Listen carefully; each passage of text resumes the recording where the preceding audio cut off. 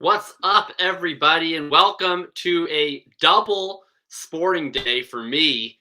Right away here, we've got, of course, my Tennessee Volunteers about to kick it off against the Ole Miss Rebels. And, of course, up top, we're rocking the little B hat. We got the Boston Red Sox out here in the ALCS. I don't know if anybody caught my Twitter activities earlier today, but I recently have a new name for my firstborn child. I promised live on Twitter in front of all my closest friends that if JD Martinez hit a home run with the bases loaded, if he hit a grand slam, I would name my firstborn Julio Daniel, which is, of course, JD Martinez's name. And it's since been pointed out to me that there's about a 50% chance that I have a girl. And at first that was a concern because I don't know if I want to name my girl Julio. However, apparently the people are very forgiving, and they said that in fact I can go with the name Julia Danielle instead of Julio Daniel if it's a girl. So I have a lot of options. I'm in a good mood. Sox are up 8-0, and I'm ready to talk about some DFS. Get it back to football. Welcome in. What's up, Matt B? Matt B is in the chat. Last little programming note before we kick this off. If anyone wants comments, and please go to YouTube.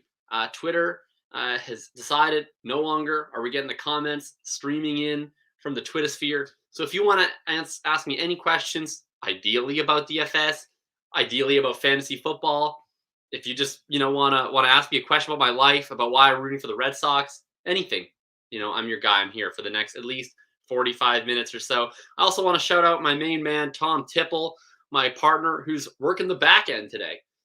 So that I'm a little bit less scrambled trying to do a solo show and running the back end all at once.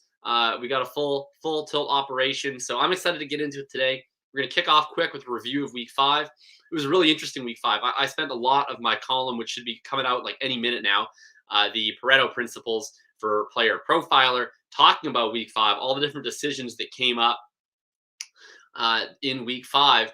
I'm going to talk about that. We're going to make sure to run down our typical narrative street. What are all the narratives that are going to be leading to a lot of the most popular plays? How are we going to manage that? How are we going to avoid that? And then, of course, we're going to talk about some of my favorite plays of the week, some different leverage opportunities. I think it's a really fun slate. And, of course, at the end, we're going to play some GPP Roulette. I'm excited to do this. Let's kick it off. Let's get right into the review just when I come back.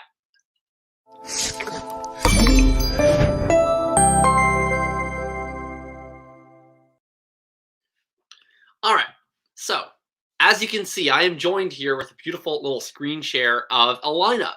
One of the beauties of having Tom here with me is we get to do this a little bit more naturally in front of you here. So when I'm talking about these lineup decisions, you can actually see it. All right, so last week, this was a lineup that I played in, I believe this is the Chop Block tournament. And basically what I do when I come off a week, especially a losing week, is I look at my lineups. I look at the top lineups and I say, geez, like how far was I off? Because I felt like last week was a week that I really could have been on the winning construction. My most popular tournament quarterback last week, and I talked about him in the article, was Justin Herbert. I really wanted to play this Cleveland Chargers game from as many angles as I could. And here's an example of a Herbert lineup. This lineup sucked. It scored like 144 points. Did not even come that close to the cash line. Do I feel that bad about myself? that's what I try to look at. Okay, a comparison of the lineup. So you see this lineup here that I have.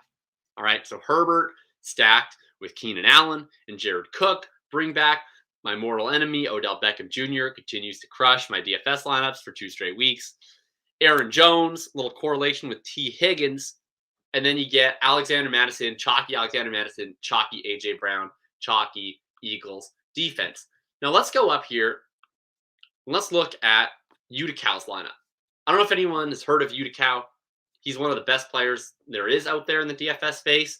So no shock to see him take down this tournament. Let's look at his lineup. He has Justin Herbert, stacked with Mike Williams and Jared Cook. Plays Madison. He also plays the Green Bay Cincinnati game. Devontae Adams, Jamar Chase. And then you work in a chalky Kadarius Toney and the more unique Josh Jacobs. And when I'm looking at this, it's not like, oh my gosh, like I was almost good as him. I just got bad luck. Oh, I suck. No, it's personal responsibility on this show. We take responsibility for losses. But what you see here is how even lineups that are like 100 points apart actually start from a fairly similar process. And you see just how much variance there is in each week of this. And it's why it's really difficult when you're on a downturn in tournaments to be able to look at it and see, oh my gosh, like my lineups, I've lost for 2 weeks in a row, 4 weeks in a row, whatever. Do I suck at this? Maybe. But I think it's important to look at these lineups and say, okay, did I build a significantly worse lineup? Or did I just build a different lineup based on different assumptions? And to me, the clear point of divergence was the Aaron Jones call. Because my lineup and Utical's lineup both plays that Charger stack, okay? So we're starting there. We both decided to play Madison, who is super chalk. We both start there. Difference was he decided, okay, I'm going to play Devontae Adams, who was the chalk wide receiver in that game. And then I'm going to get unique elsewhere, right? Him playing Adams, he plays the really popular Adams pick. He needs to now get unique elsewhere because he has Adams and Madison. He chose to do that with playing Mike Williams, who projected worse than Keenan Allen in that game. And he was higher priced than Keenan Allen in that game. Obviously, he ends up doing much better than Keenan Allen, of course, in hindsight. But that's what ends up leading him to that type of play, is I'm assuming, right? And then you also work in Josh Jacobs. Nobody was playing Josh Jacobs. My lineup, I go, okay, I'm going to take a stand against Adams. I'm going to play Jones because I was doing this last week where I really wanted to get into the mid-range at running back because I didn't feel like anyone was going to play the mid-range at running back. Everybody was playing these cheap running backs, Madison, Fournette, Damian Williams, Damian Harris, and then they were going to spend up on their other slot all the way to Derrick Henry. So I said, okay, I think these mid-tier, Aaron Jones, Ezekiel Elliott, Nick Chubb, these guys are going to be inefficiently on. And I think that they were. It's just so happened that Aaron Jones didn't do shit because A.J. Dillon stole his touchdown and Devontae Adams, of course, went nuclear. But these are those little decisions that lead to other decisions. Because I have Aaron Jones, I decided, yeah, I'll just plug in Keenan Allen. He's the best projected option. And that's how you end up missing out. But I think that the process was sound. And I think it's important to look at this type of situation and really take from that. The other thing that I wanted to talk about here in this review was what happens when you get this late breaking news of an Alexander Mattison? What happens when the slate changes? How do we account for that? Because it's probably not going to be very easy to project the ownership perfectly accurately 90 minutes before kickoff, even for paid subscription sites. I had to sort of go through this sequence of, okay, so now we have Alexander Mattison chalk week. We have arguably one of the best running back projections, raw projections on the slate, is now $5,500. He's going to be in every single one of everybody's lineups. He was like 53% owned in the slant. The slant is, a $9 multi-entry tournament. A lot of people playing that aren't, even putting their fullest effort into DFS professionally. That's just people putting in Madison. So first decision you have to make is, okay, am I comfortable playing Madison at this type of ownership? And some people maybe no. Some people say, okay, I don't care. I have the stones. I have the cojones to not play a 53% owned Alexander Mattison, and we'll see where the chips fall. That wasn't me. I wanted to play Madison. So I had to ask myself, all right, what happens? All these other people are playing Madison. Some people are going to just pivot off the other cheap running backs. They're going to swap out their Fournette, their Williams, their Harris, and they're going to now play Madison. So, okay, if you want to do that route, maybe you play more Fournette, you play more Williams. I didn't want to do that. I don't want to play Madison and Fournette. I don't want to eat two cheap chalk running backs. It's just an awkward build. And I certainly don't want to swap my Madison for these other guys. This is something I usually refer to as price leverage. Some people call it leverage. Oh, I'm going to leverage off Madison by playing Fournette. That's not really leverage. Like, leverage is when you directly benefit from popular plays failing because you're sort of the one that made them fail. Leverage off Alexander Madison is Justin Jefferson, right? If Justin Jefferson scores a 40-yard touchdown, he gets points and he takes points away from Madison. If Fournette scores a 40-yard touchdown, he has no effect on Madison at all. They're just different players in a similar price range. Yes, maybe the players with Fournette in their lineup are less likely to have Madison in their lineup. But all you're doing if you play Fournette instead of Madison is you're pretty much just creating the same lineup with a one-for-one swap of a worse player in a worse situation. That's just not the way that I want to construct my lineups. If I was going to play Fournette instead of Madison, which I did in, I think, 2 lineups, it was exclusively in stacks with Tom Brady because now he's not actually a worse play anymore. Now he's correlated, right? So now you get Brady, you get Fournette, you get a receiver, you get a Miami guy.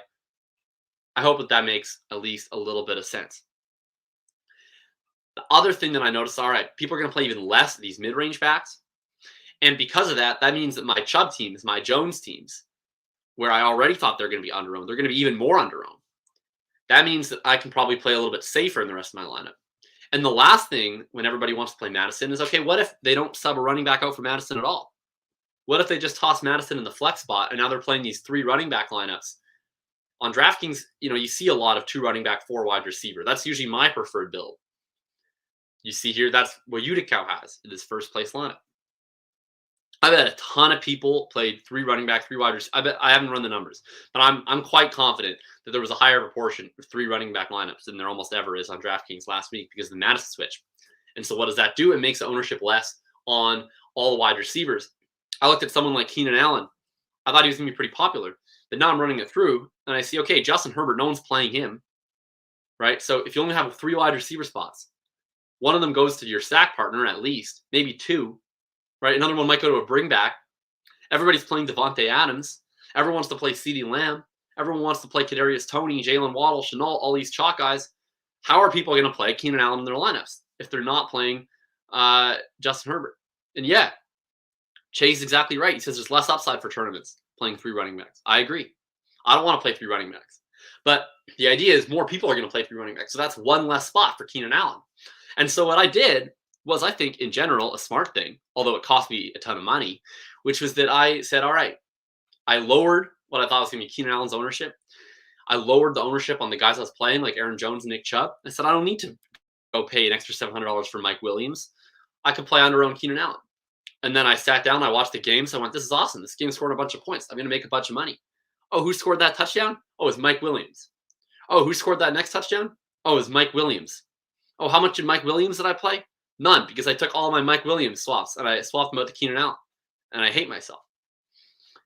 That's really the crux of being, I think, a tournament player and being a successful tournament player is being able to look back on these decisions and see, okay, I think actually my process was smart. I was right. I said I want Keenan Allen at 8% ownership more than I need Mike Williams at 3% ownership.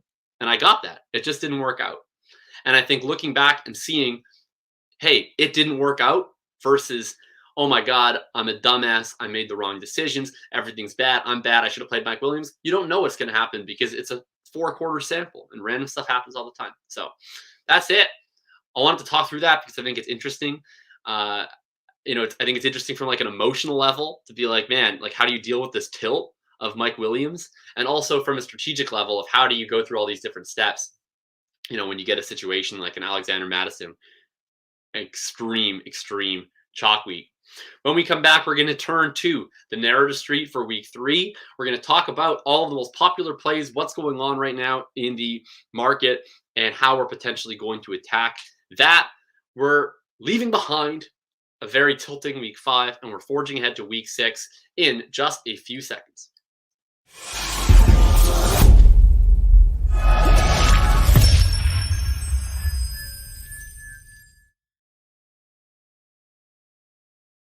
All right, we're driving down Narrative Street, and the first stop along the way has to be Kareem Hunt.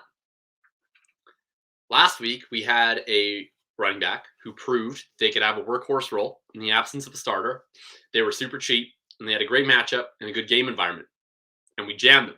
Jammed him over 50%. His name is Alex Madison. Well, this week, we have an even better running back in Kareem Hunt, a running back who I believe has been the RB1 overall in his life. He's down at 6,200, where he actually would have been a totally viable play anyways. He's a viable play every week. And now there's no Nick Chubb. Now, Hunt's questionable, but everything sounds like he's going to play. If he plays, I mean, the ownership on Kareem Hunt, especially in higher stakes tournaments, in more limited single entry tournaments where ownership tends to consolidate, I mean, it might be 40% plus. It might be 40% plus. It might be 50% Kareem Hunt in some fields. And so now we get to attack this question without the benefit of hindsight. Do we jam Kareem Hunt? Do we accept Kareem Hunt into our hearts? Or do we pivot off of that? Well, I think the first thing to think about is, okay, what are the other options for pivoting off of that? What are the options for pivoting off of an objectively awesome play? Well, one way is you leverage it with the people on that team, right? So you got to play Baker and Beckham. And then what you do after you say that is you actually hear yourself say it. You hear yourself say, instead of playing Kareem Hunt, I'm going to play Baker and Odell Beckham. And then you quickly realize that that's a horrible idea, because then you're playing Odell Beckham instead of Kareem Hunt. And that's painful. So am I going to do it? Yes. Am I going to recommend you do it? No. That seems like a really bad play. That seems like a great way to lose money. And yes, Chase, I am touting Kareem Hunt. Because Nick Chubb's not playing, and Kareem Hunt's good. And he's gonna, as you would say, as he once said on our podcast, he's gonna smash faces. No offense. Look, so the pivot to Beckham, that's a thing. If you want to do that, I think that's a thing, especially if you want to do it in the context of a Cardinals stack. If you want to assume the Cardinals get way out in front early, and so you want to play like Kyler, Hopkins, and Beckham, I think that's plausible. You also got to look at the structure of the running back slate elsewhere. Okay, who else are players that can beat a Kareem Hunt? What I like to do if I'm leveraging away from a really popular running back play is I would always rather leverage up than down, right? So this show is called No Free Squares, right? It's called No Free Squares because of players like Devontae Booker, right? Like, I was so excited before the Chubb news to come on here and talk about the perils of playing Devontae Booker in DFS. Why would you do that to yourself? I don't understand. But now all of a sudden, Kareem Hunt is just in such a different asset tier than Devontae Booker because he's actually good. He's in a good offense, right?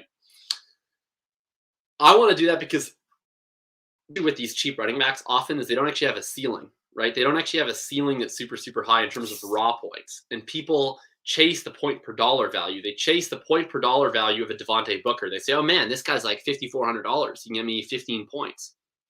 Yeah, who cares? Like, so many dudes can get you 15 points. You have to assume that you're going to get 15 points from everyone that you play in a DFS tournament. I mean, you absolutely have to. So to me, it's just so easy to look at a Booker and say, all right, whatever. You get your fucking 15 points for $5,400. I'm going to play Austin Eckler at $7,100, and I'm going to go get 25 points and then chase me down. I dare you. I dare you to chase me down at wide receiver, which is the higher variance position each week. I'm going to take the higher ceiling. You take your Booker and chase me down. It's just hard to do with Hunt because Hunt could lead the entire slate in points, right? He has the same type of ceiling that, he has the same type of ceiling that any of these running backs do. And then you look up the board, you go, okay, how can I get off Hunt from on top? And that's a little bit more plausible. Dalvin Cook returning from injury, 7,700. Are people going to trust Dalvin Cook?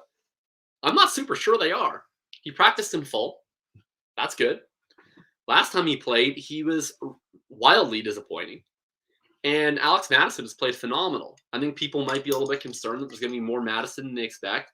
And I am too, but in certain lineups, I'm happy to assume the opposite. I think Cook is a reasonable option. If you go a couple of high-priced running backs like Cook and Eckler. And then the other one that I think is actually quite comparable to Kareem Hunt in a similar price range, is probably a little bit less popular, would be Darrell Henderson. And I know I just talked about that I don't usually like this idea of price leverage, but I actually think Henderson is just as egregiously underpriced as Kareem Hunt. realistically, both of these players are in, essentially quasi bell cow roles at 6,000 and 6,200 respectfully. And the nice thing about Hunt is that he won't get game scripted out because he's running all these pass routes. The same thing for Henderson. And Henderson has really the better matchup against the Giants because they're going to be able to keep running the balls as long as they wish. Pollard and Zeke, I think, racked up like 240 rushing yards on these jabronis. So I think Henderson is a potential other option if you want to play the mid-range and say you're going to do like the Beckham play off of Hunt, and then you can go and play Henderson and keep that same structure. But like I said, I'm not going to be spending down from Hunt. I'm not going to be spending down to Booker. I'm not going to be spending down to Darrell frickin' Williams, any of these Jamokes. It's not going to happen. Other interesting thing I think in this week is you're going to see a similar, not quite as dramatic, but a similar formation to last week with the lack of mid-range running backs. The mid-range is disappearing more at running back in fantasy football than it's disappearing in NBA game plans. Nobody's shooting mid-range jumpers. Nobody's playing mid-range running backs. I'm really excited about going up and playing, Eckler and Cook in the high sevens, but also some other dudes like DeAndre Swift, Antonio Gibson. I'll talk about them a little bit later. But like I said before, okay, if everyone's spending down on these cheap running backs, if they're playing Hunt, Henderson, and even potentially lower with like Booker and Williams, what does that lead? It leads to a lot of Kelsey. Another reason why I think a lot of people are going to play Kelsey. Well, of course, it's the highest total game on the slate. People are going to want to play this game anyways. People have options to spend down, so they're going to have the salary to get to Kelsey. And then Tyreek Hill's been questionable all week. I think Tyreek Hill is going to play based on the statements that I've heard from Andy Reid. Obviously, if he doesn't, feel free to ignore this take. But assuming Tyreek Hill plays, I think that's an interesting option because I think there's so many different market forces pushing people towards Kelsey. And I'll definitely have Kelsey lineups. But I think Hill might go a little bit under-owned because of the health concerns and with Kelsey. And similarly, I'm really into Hopkins because I think that if people want to spend up at tight end, maybe it's harder to play DeAndre Hopkins. He gives you some correlation with Kareem Hunt. And I think that's an interesting way to at least get a little bit of additional benefit out of a really, really popular play. The last narrative street element that I want to talk about is, of course, the two most exciting games from last week were the Chargers game and the Ravens game. Now they play each other. Everyone's going to play Lamar. It kind of seems like not that many people are going to play Herbert. Obviously, everyone should want to play Lamar. I don't blame them. But Herbert seems like he's actually going kind of under-owned to me in this spot. I mean, Carson Wentz just threw for 400 yards on the Ravens. Carson Wentz is not actually very good. Justin Herbert is very, very good. Brandon Staley is our analytical king. They will throw the ball in this game. I like Herbert. I really hope Williams plays. My fear with this game is that if Williams is out, there's just not enough options. And I really don't like it when there's a popular game and everyone's playing the same dudes. Like it's just Herbert, Eckler, Allen on one side, right? Maybe Cook. And then Lamar, Hollywood, Andrews. And that's just really difficult for me to stomach when there's like 6 guys total, who you can play because all these guys are going to catch so much ownership. It makes it really difficult for me. It's why I probably prefer to go to the Chiefs-Washington game because I think that there's, higher elements of uncertainty there. And I see now on the banner, Cody saying Hill's not a lock. Definitely not a lock. Hey, that's why you have those 90 minutes between when inactives come out and when the lineup's set to make the necessary adjustments. So obviously, you're only playing Tyreek Hill if he is indeed active. But yeah, this Chargers-Ravens game, I think what you really have to do is if you just play it, you have to just acknowledge you're going to play a really popular stack and you have to think about the rest of your lineup. Maybe that's the lineup you don't play Kareem Hunt. Because if you play Ravens and Chargers and you play Hunt, especially if you play the Lamar side, like if you play like Lamar, Hollywood Brown, Eckler, and Kareem Hunt, like you better keep everybody else under 10% because you're now bringing a lot of dudes with you if that hits. And I think that there's some unique plays that we can look at. And we're going to talk about some of them with my plays of the week coming right up.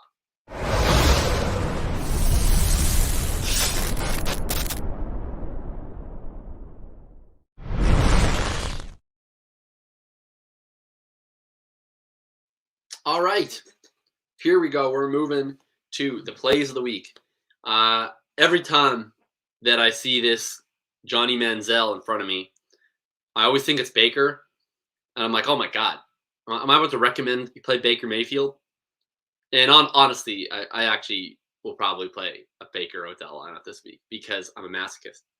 But that's not where I'm leading. I'm staying in Ohio. I'm staying with a team that wears orange. And my first play of the week is Joe Burrow, and specifically all of the stacks in that battle of the cats. The Bengals have recently awoken from their season-long hibernation of running the ball for no apparent reason. Last year, of course, they led the NFL during Joe Burrow's time in pass rate. We expect them to be pass happy. They were not. And then something has changed. The last 2 weeks, they came out and they have the second highest neutral situation pass rate. Maybe they were just waiting for Joe Burrow to get back from injury. If people are saying, oh, it's just because Mixon was hurt, they started this against Jacksonville. They came out throwing the rock against Jacksonville in a game that Mixon didn't get hurt until the absolute last drive. I see Chase is on Joe Burrow. That's good, man. That's good. And the best part of it is, it's just so easy to come up with the stacks because it's really only two guys you should be interested in. I mean, Boyd, maybe. I just don't like the way that Boyd accumulates points for DFS. Like, if you have a cash game lineup, I'm fine with Tyler Boyd. It's just, like, playing DFS, you want explosive scores. And Jamar Chase, I mean, he's always going to offer that. T. Higgins has the potential to offer that. But the Tyler Boyd 11 catches for 92 yards, not really going to cut it. That's not really the type of environment that I want to win tournaments on, is watching Tyler Boyd run drag routes over the middle over and over again. DeAndre Swift, though, on the other side, is what makes this game even more interesting. He has been such a force in this passing game, and it's only going up in the last 2 weeks. He's cleared 70% snaps for the first time in week 4 and then repeated it in week 5. He's over 70% of the routes now in weeks 1 and 4 and 5. He is number 3 among running backs in target share, 18.8%. That's like a number 2 wide receiver. 2 yards per route run. 4th in yards created per touch. Everything about Swift is absolutely awesome. And he's playing Cincinnati, who has given up 46 running back receptions this year. 46, the only team in the NFL with more than 46 targets to running backs. Sorry, targets, not receptions. The only team in the league with more than 46 targets running back is Detroit. Jamal Williams also dealing with an illness. Maybe Swift even gets to play the first snap this week. There's all sorts of reasons to get interested in DeAndre Swift. And I think you can get really reasonable ownership on this whole stack. You play Burrow, he's probably going to be like 4% owned.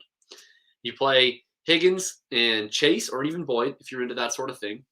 And you're probably going to get, roughly 10 to 12% on each of those main two, maybe a little lower on Tyler Boyd. And then you bring Swift, who every single week, DeAndre Swift is like at 6K and he's 10% owned. It's one of the few things that are stable in life. Chase, who are you rolling out naked? Why are you undressing your lineups? It's kind of inappropriate, man. This chat is a PG-13 environment. Come on, Chase. This game is one that I really love. Was that Cincinnati Bengals game? I also think you could play Amon-Ra St. Brown, who's led the team in routes the last couple of weeks, or TJ Hawkinson, who's seemingly it's getting a little bit healthier based on the practice reports.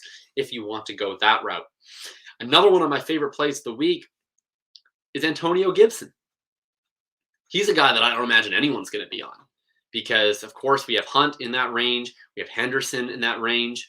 We have DeAndre Swift, of course, in that range.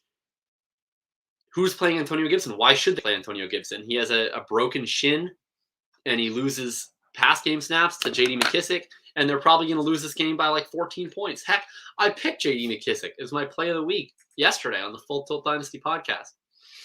So why would I play Antonio Gibson? Well, I mean, the most common way that people are going to play the Washington side of this game is with either McLaurin or with Ricky Seals-Jones, who's this really cheap, highly projected tight end. He's going to be probably the second most popular tight end on the slate to Kelsey. Maybe there's even some goofballs doing double tight end lineups. So how do I get access to this game with a 54.5 total without anyone playing him? It'd be Antonio Gibson. He's probably going to come in like 4%. And we know that he's a guy who can create his own game environment. What if on the first drive he gets like a 70-yard screen pass. He takes it all the way to the house. Now it's 7-0 Washington. Now he's going to keep himself on the field because he's not going to lose all those snaps to McKissic. We know he still has a solid goal line role. He saw 20 carries and 2 targets last week. This Chiefs defense is bad. This could totally be a competitive game. And so I'm very into playing Antonio Gibson as a contrarian way to get access to this game. That's why I'm probably going to play more of this game than I am Chargers and Ravens, because there's more ways to attack this game environment that aren't going to be copied by everyone else, but that are still totally viable plays. So I'm very into Antonio Gibson. And I mentioned that I'm very into Tyreek Hill as well. So those are probably my core plays of the week. Is going to be this Chiefs and football team game with Hill and Gibson as my main priorities, just because they're going to be a little bit more under the radar. And then playing pretty much every angle of this Bengals and Lions contest. And don't get me wrong, of course, I'm definitely into the Baltimore Chargers. I will have Lamar stacks. I will have probably even more Herbert stacks. But I just think that there's a little bit more opportunities to get a little bit more inventive, get a little bit more wacky in the other games. And the last thing I'll mention is I think Jonathan Taylor's ownership is actually going to be somewhat in control this week. I expected it to balloon all the way out through the roof after that really incredible performance on Monday night. But for all the reasons I mentioned, there's all these different running back plays cheaper than Taylor. I think you can play Taylor, and then you can bring back with Brandon Cooks, who's going to get the pleasure of running some routes against my guy, Bo Pete's Keys in the Colts secondary. Chase in the chat is saying, take a flyer on McKinnon. Probably not for me. I think McKinnon is a fine enough start. Like I'm actually going to start McKinnon in a couple of places in seasonal and dynasty because all of my running backs are on the injured reserve. But I don't know if I want to play him in DFS. My issue is I feel like I want 20 points out of any running back I play. Is he going to get me 20 points? Like he's probably not going to play the majority of the snaps. He's going to lose some obvious long down distance works to Darrell because they love his pass blocking. So how many targets is McKinnon going to get exactly? Like what script is McKinnon dominating? Are they going to run the ball 20 times to Jerick McKinnon? Probably not.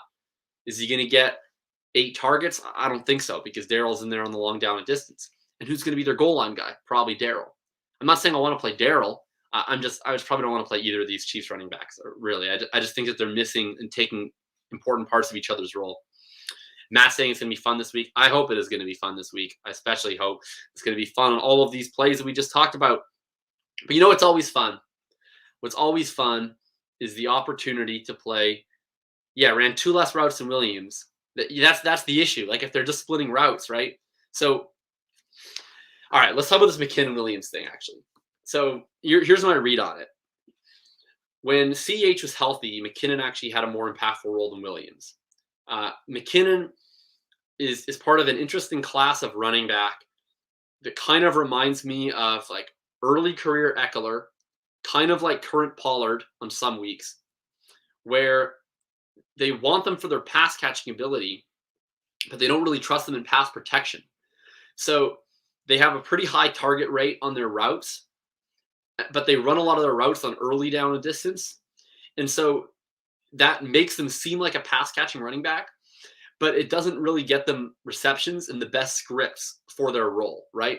So if you're playing a pass catching running back, you want it to be a guy like Swift where it makes him game script proof, because if they fall behind, he's the one that's playing all the long down and distance snaps. He's the one playing in the hurry up situation.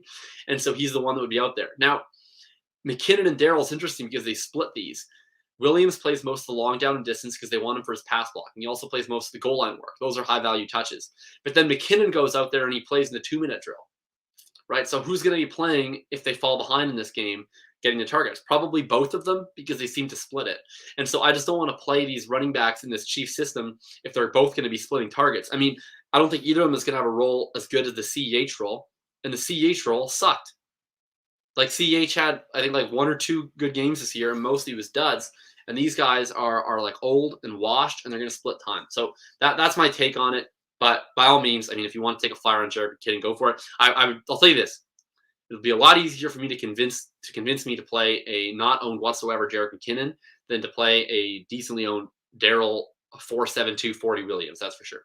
Philly Mike in the chat says Khalil Herbert, Melvin Gordon, Latavius Murray, or D. Johnson. Oh, Dearness Johnson. Dearness Johnson. Pick 2 to start. Melvin Gordon for sure, and Khalil Herbert. Yeah, I don't know what the Ravens are doing with running backs. They have like a whole crew of them, and they seemingly play them at random. So I don't want to start any of them. I certainly don't want to start Dearness Johnson. I mean, we saw the Dearness Johnson story last year. He was totally useless when Chubb was out. You know, he would need Hunt. Unless Hunt is also out. I know this question. If Hunt's also out, then sure, play Dearness Johnson. But otherwise, it would be Gordon and Herbert for me. All right, when we come back, we're going to fire up the wheel. We're going to play a little bit of GPP Roulette. For those that don't know how it works, here's what we're going to do when we come back. I'm going to spin a wheel. It's going to land anywhere out of 36. I have compiled a list of 36 player names simply by scrolling through Twitter, and I write down the first 36 that I see. Whatever it lands on, that's going to be the number that I have to take off the wheel. I'm going to input those 2 players into a DraftKings lineup. Yes, you're right, Tom. My producer just said that I missed a segment, and he's correct. We're going to do the Sneaky Athlete of the Week, and then we're going to come back and do the GPP Roulette. So thank you, Tom, for being very on the ball. We're going to do the Sneaky Athlete of the Week when we come right back, and then we're going to go ahead and we're going to play a little bit of GPP Roulette. Thank you very much.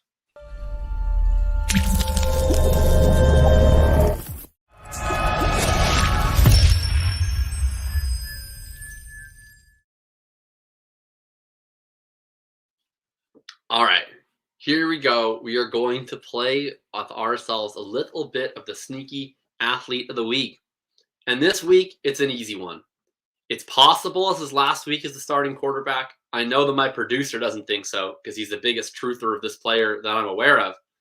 But he couldn't be in a better spot to enter your DFS lineups. My Sneaky Athlete of the Week is Taylor, as Tom calls him, Tay-Bay, Heinecke.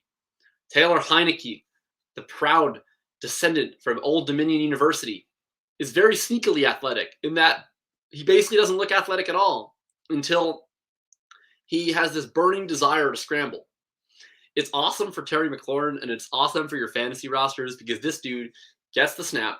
He's got the biggest happy feet since the March of the Penguins, and he runs around, and if Terry McLaurin is open, he fires it at him. And if Terry McLaurin isn't open, he's taken off to run. Athleticism be damned. He is pretty much the whole concept of the sneaky athlete personified. And I think he should be a top 12 quarterback this week against a really, really porous Kansas City secondary. You truly will not find anyone better than Taylor Heinecke this week as your sneaky athlete. And maybe Taylor Heinecke will land up in the GPP Roulette. We'll see. He's one of the 36 names on the roulette. We scraped him off Twitter. When we come back here, we actually will do the GPP Roulette in just 1 second.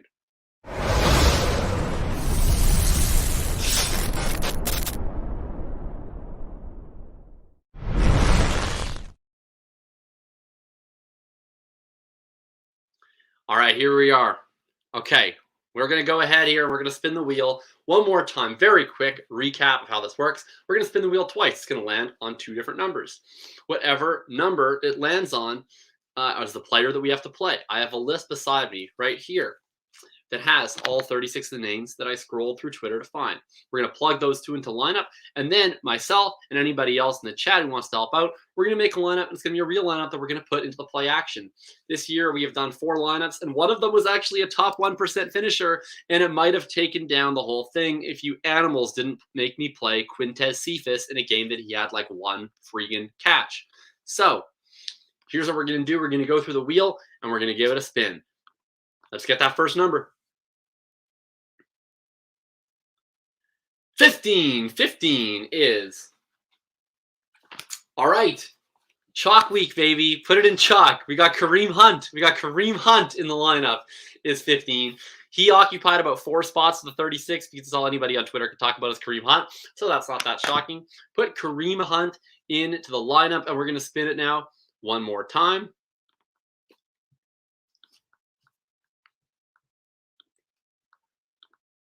And we got 0. I do not have a 0. 0 gets to be, you know what we're going to call 0? We're going to call it Chat's Choice. So, Chase, I know you're in there for sure. Pick any player under the sun because I do not have a 0 ready to go. And if you don't have something for me, then Tom, you can feel free to toss me a name because I certainly have never rolled a 0 before. This is rigged. He says it's rigged. Well, all right. I'm gonna get my DFS lineup in here quick.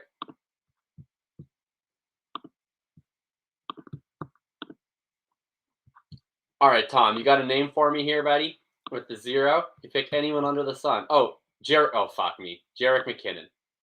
Jerick McKinnon. All right.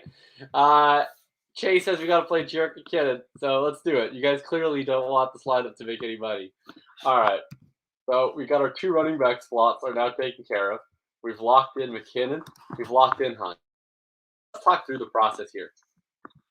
I actually do this to talk through the process and not just go fully shits and giggles. Yeah, you guys want Bateman? Yeah, no, we're not playing Bateman in his first game. He's probably gonna play like 10 snaps. Get out of here, you goofballs. Unless, how cheap is he? Oh, he's min. He's own min. Do you want Bateman, Tom? You want Bateman that bad at 3K? All right, you can have Rashad Bateman. Okay, so now we have Rashad Bateman, Jerick McKinnon, Kareem Hunt locked in. I'll say 2 things. Number 1, price is not an issue. We have a lot of money because we've set the stone minimum on Rashad Bateman and pretty darn close to it on Jerick McKinnon. Number 2, I would say that we have mitigated the popularity of Kareem Hunt's ownership effectively by playing Jerick McKinnon at probably like, I don't know, 1%, and then Rashad Bateman at like 3K. So we have a lot of options. I think clearly if we're playing Bateman, to me, we got to hope that he finds his way into the end zone. We got to target that game a little bit. And so I'm going to go ahead and lock in Lamar Jackson as my quarterback because especially we have tons of money to play with and we have tons of ownership to play with. I don't care how chalky Lamar is. Put him in there. We got Bateman. And I'm going to go ahead and add that double stack with Mark Andrews. So we got Lamar, we got Bateman, we got Andrews. Now we need a Charger coming back. We could play, well, not Eckler probably because he's in the flex. Mike Williams might be out this week. I think people are going to be a little bit upset with Keenan Allen. And like I said, ownership is not an issue because we're playing so many low-owned dudes. Let's play Keenan Allen here. Let's play Keenan Allen. So now we need 2 spots left. How much money have we have to work with? We can spend $5,800 per player. I'm just going to go ahead and put in a cheap defense as a placeholder just so that we can keep track of whatever's going on. So I'm just going to go in and play really cheapo Texans D as a placeholder. We have $7,600 left per player. So price is not an object. Something that sticks out to me here is, look, people want Parham. They want Robbie Anderson. Look, price is not an object, y'all. If I play Robbie Anderson, I'm leaving like $2,000 on the table. If I play Parham, I'm leaving like $4,000 on the table. So how about this? I will take your thought process on Robbie Anderson, and I will just play the better version of Carolina wide receiver. So we're going to play Hopkins here to stack with Kareem Hunt because we have all the salary in the world.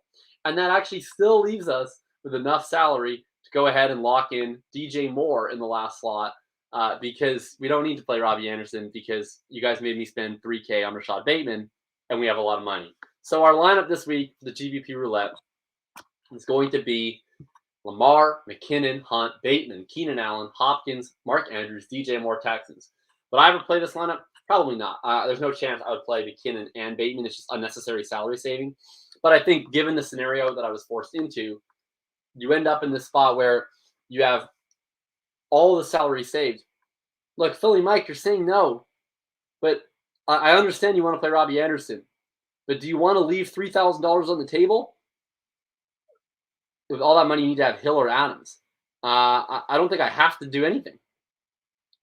I don't think I have to play Adams against the Bears at 9,000. I'd rather play Hopkins. He correlates to Kareem Hunt. If I'm playing Kareem Hunt at like 40% ownership, I want to correlate him to Hopkins. So I don't think I do have to do that. I think I want to play Tyreek Hill. Yeah, I could play Tyreek Hill, but then I couldn't play Hopkins. And to me, I really want to correlate Hunt. whenever I'm in a position where I have to play this chalky player in Kareem Hunt, yeah, so he's talking about matchups, and I think that the matchups are definitely a thing. But I really want to stress this point because I think it's actually important. I think that if you're playing Kareem Hunt or if you're playing anyone when they're severe chalk, you have to ask yourself, like, man, what benefit am I getting out of this? I'm just playing the same guy as 50% of the field. Even if he hits, I'm barely accomplishing anything. So how can I create extra? Yeah, Chase, it is volatile because you maybe played Jerick McKinnon. Anyway, it is volatile. So whenever you're playing someone super chalky, how do I squeeze extra benefit out of it? You do it by correlation. And when it's a running back, to me, you really want to prioritize a bring back from the other side because you want to be able to get more juice out of the Kareem Hunt squeeze that everybody else is getting. So to me, you want to play Hopkins in that scenario. Or, you can play Rondale Moore. Like I'm fine playing Hunt, Rondale Moore, or Hunt Kirk, but you end up in a spot then where I just have way more money than I need for the last slot. So yes, Phil, I'm aware of the DraftKings scoring system and the catches and the yards, but I think it's just a matter of the correlation for me. I think that the Hopkins part is clean. What does my lineup look like if I play? Like the DJ Moore is kind of a whatever fits play. I'm not attached to DJ Moore, but let's look what happens. So if I play Tyreek Hill in the spot, frankly, I'm open to playing Tyreek Hill. I have no interest in playing Devontae Adams at 9,000 in a gross game environment. That just doesn't appeal to me. If I go down here now at 6,700, okay, now I could play what, Jamar Chase? Sure, but I want to play Chase in stacks. He's going to do explosive stuff. And now I just have a Hunt sitting there, super popular that nobody's playing. I have a super popular stack. I don't think Hill's going to be super chalky. He's going to be more chalky than DJ Moore. I don't like that lineup as much. But that's really the purpose of what all this is it just shows you, okay, we start under these silly constraints, right? But everybody is going to put different constraints in upon themselves in terms of what they end up doing, right? Sometimes your constraints are you have to play Jerick McKinnon. Sometimes your constraints are, okay, you really want to play Devontae Adams, right? All these different things. These are constraints you place upon yourself, and so many of these different things are going to be impactful decisions. And so if you're Philly Mike, right, and you really want to do, so Mike, I agree, man. I'm gonna just drop it here. I agree that Casey wants to be, but this is just one lineup, right? Like most people, you're not just gonna play one lineup. To me, I don't want to play just random one-offs from a high-scoring game because they're all going to be popular because of everything that you're talking about, right? I don't think Hill's the most popular guy in that game. I think it's Kelsey, followed by probably McLaurin, and then Seals Jones. But he's still going to be more popular than these other guys. So, yeah, I will play a lot of that game. That's going to be my most played game probably. But when I play that game, I'm going to have Mahomes or Heinecke, and I'm going to have Hill, and I'm going to have the other guys. I'm also already playing McKinnon in this lineup. I don't want to play McKinnon and Hill. Now I'm getting 2 touchdown scores from Kansas City. I don't even have Mahomes. It's a bit of a mess, right? So could I play Mahomes in this lineup? Sure. But if I'm playing Bateman in this lineup, which I was forced to do because of Tom, now I want to play Lamar. So that's just a lot of the different elements here at play, is that it's not that it's a bad lineup. It's that you're sort of putting your different little constraints on yourself. And then you end up doing this. So that's really where it all comes about. It's different. All of these different options. We're gonna leave that here. And yeah, Mike, that's probably the last thing I say on it. You're saying at running back, you need to either have Mixon, Swift, Gibson, or no, you don't. You don't need to have anybody. Okay, there's no one that you need to have. The thing is, there's certain things that have become more optimal to do based on decisions you make. So I'm okay with all of those guys. I think all of those guys are interesting. In this scenario, I literally didn't have a choice. I got 2 options from a wheel, and my options for Kareem Hunt, Jerick McKinnon, right? So you work through the context of your lineup. Certainly, I think that you can make really good lineups with Swift and Burrow and all these guys, but it just doesn't make. Yeah, Mike, it doesn't make any sense to do that in the context of this lineup because I got 2 cheap guys. So I'm going to drop it there. Point is, you do all of these different lineup scenarios, and you get to make your own decisions. That's the beauty of it. You get to make your own decisions. So if you're Mike in your lineup, you get to go and target the matchups if that's your process. You can target the totals if that's your process. You can target the ownership. You can do all these different things. There's all these different levers, And what I think is the most interesting is talking about at the high level, talking about how to make all these different combinations work based on the lineups that you're putting together. So you definitely get to do that on your time tomorrow. Enjoy the football and make sure to enjoy the lineups. I'm going to be back to close it out in just a second.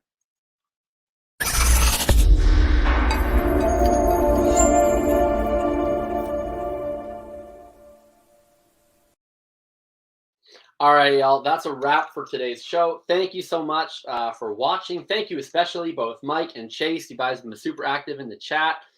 Thank you for the opinions. That's what's great, right? Like, that's what I want to do, is I want to talk through all these different things. And really, I'm never going to say stuff in terms of like I'm right and you're wrong type of thing. It's more of like okay, here's the choices that I've already made, and here's the choices that I think fit the best with those choices, right? You have to decide what your stands are, right? So last week, one of my stands was that Aaron Jones is going to be 3 times less owned than Davante Adams, and that made him a better play.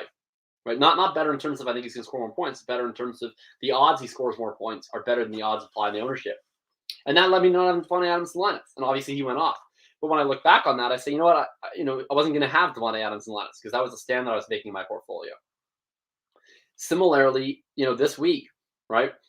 One of my stands is going to be, I think that Tyreek Hill is going to come across less owned than Travis Kelce, and so I'm going to play more Hill than Kelce. The way that I view if I get that wrong is not if Travis Kelce scores more points than Tyreek Hill. That's fine. That's what happens all the time. The way that I'll be upset is if Tyreek Hill actually comes in more owned than Travis Kelce. Then that shows that my calculus was incorrect. Then I should have played more Kelce. Do you see? That's kind of the difference, right? And I think it's really just important to, in your own process, look at what your biggest stands are, right? So for you, Mike, for instance, like if you really like what's going on with that KC Washington game and you want to play Taylor Heinecke, great, right? That's awesome. That's going to close certain doors for you. It's going to open certain other doors for you. And then you have to make your lineups that make sense within the context of that. So I'm not remotely against playing Taylor Heinecke. I'm super into playing Taylor Heinecke this week. I'm not against playing Jamar Chase. What I'd be against is playing, Heinecke and then not having McLaurin or Seals Jones, for instance. Like, I think that would be a clear mistake because other people are going to play Heinecke and you're going to have a more correlated lineup. But I think that's the big difference between, what plays are the best. I'm pretty open to pretty much any play, and then what the strategies are. I've had a blast doing this. Thanks again, Mike. Thanks again, Chase. Thanks again for everybody tuning in. Enjoy the football tomorrow. Hit me up on Twitter, FF_RTDB. The Pareto Principles is either already launched or about to launch on Player Profiler if you want to read through that tonight before the games kick off. Otherwise, have a great one. See you, everybody. Bless up.